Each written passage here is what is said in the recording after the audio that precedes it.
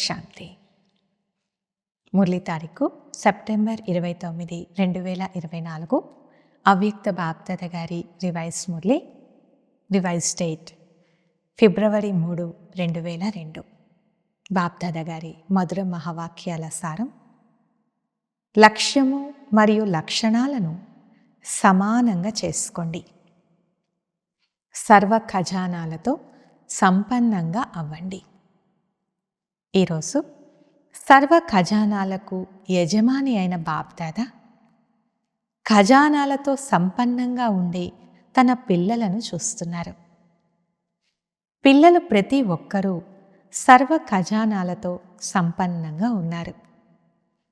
సంపన్నంగా ఉండేవారి గుర్తు వారు సదా సర్వ ప్రాప్తి స్వరూపులుగా, తృప్త ఆత్మలుగా కనిపిస్తారు.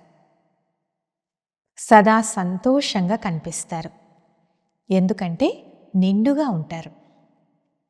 కనుక నా వద్ద ఎన్ని ఖజానాలు జమ అయి ఉన్నాయి అని ప్రతి ఒక్కరూ స్వయాన్ని ప్రశ్నించుకోండి. ఈ అవినాశీ ఖజానాలు ఇప్పుడు కూడా ప్రాప్తిస్తాయి.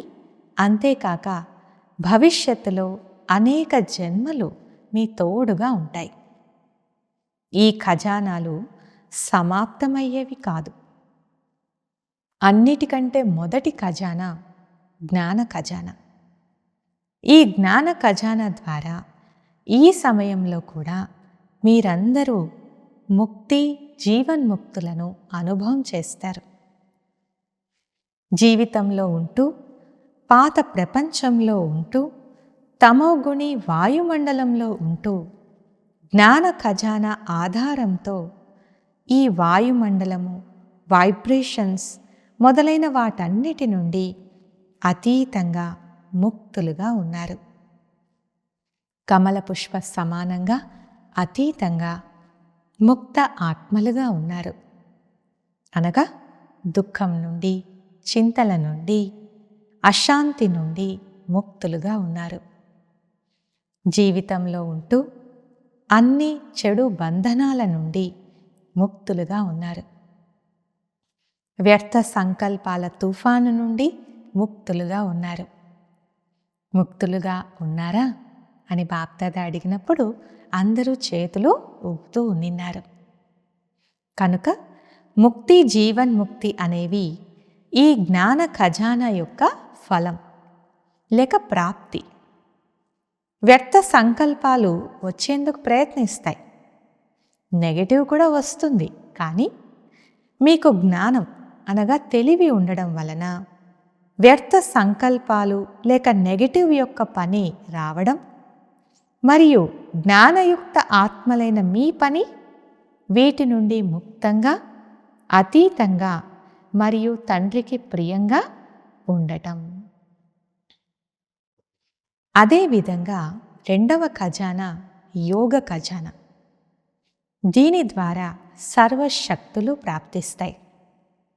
కనుక యోగ ఖజానా ద్వారా సర్వశక్తులు జమ అయ్యాయా అని స్వయాన్ని చూసుకోండి. ఒకవేళ ఒక్క శక్తి తక్కువగా ఉన్నా అది సమయానికి మోసం చేస్తుంది. జ్ఞాన ఖజానా, యోగ ఖజానాతో పాటు ధారణల ఖజానా కూడా ఉంది. ధారణల ద్వారా గుణాల ఖజానా జమ అవుతుంది. నాలుగవ విషయం సేవ. ఎప్పుడు సేవ చేసినా, మనసా సేవ కానీ, వాచా సేవ కానీ, కర్మ ద్వారా కానీ సేవ చేసినప్పుడు దాని ఫలితంగా ఆత్మిక సంతోషం లభిస్తుందని మీ అందరికీ అనుభవం ఉంది. కనుక సేవ ద్వారా సంతోషానుభూతి ఎంతవరకు చేశాము అని చెక్ చేసుకోండి. ఒకవేళ సేవ చేసినా సంతోషం కలగలేదంటే అది యథార్థమైన సేవ కాదు. ఇప్పుడు 4 సబ్జెక్ట్స్ అయితే వచ్చేసాయి.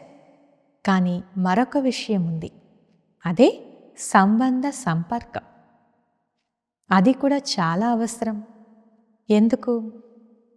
మాకు బాప్దాదాతో అయితే సంబంధం ఉండనే ఉంది.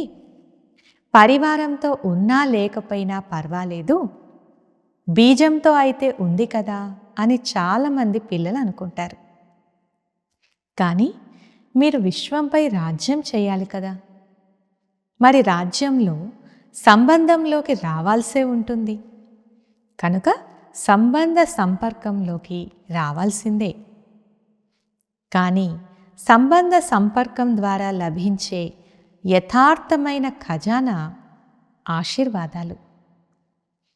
సంబంధ సంపర్కంలోకి రాకుండా మీ వద్ద ఆశీర్వాదాల ఖజానా జమ అవ్వదు. మంచిది.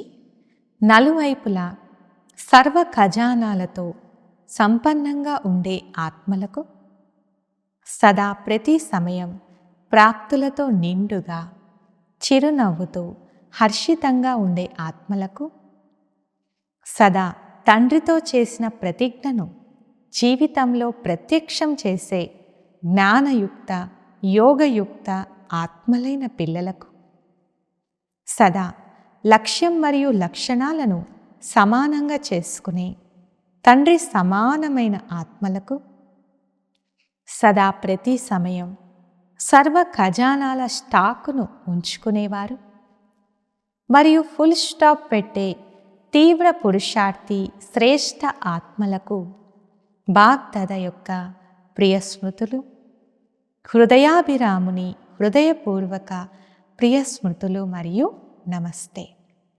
అలా తయారు చేసే బాగ్దాదాకు కూడా పిల్లలందరి తరపున ప్రియ స్మృతులు మరియు నమస్తే. ఈరోజుటి వరదానము: పరిస్థితులను శిక్షకునిగా భావించి వాటి నుండి పాఠాన్ని నేర్చుకునే అనుభవీ మూరత్ భవ.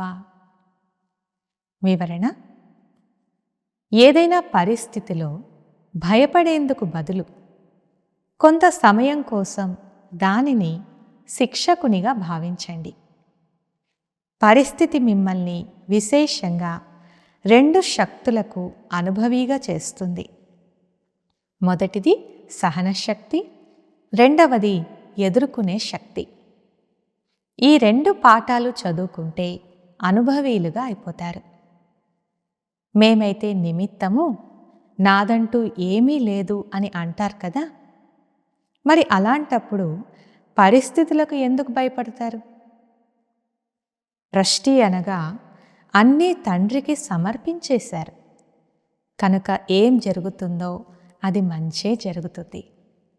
ఈ స్మృతి ద్వారా సదా నిశ్చింతగా సమర్థ స్వరూపంలో ఉండండి. స్లోగన్: ఎవరి స్వభావం మధురంగా ఉంటుందో వారు పొరపాటున కూడా ఎవ్వరికీ దుఃఖమివ్వరు. అచ్చా. ఓం శాంతి.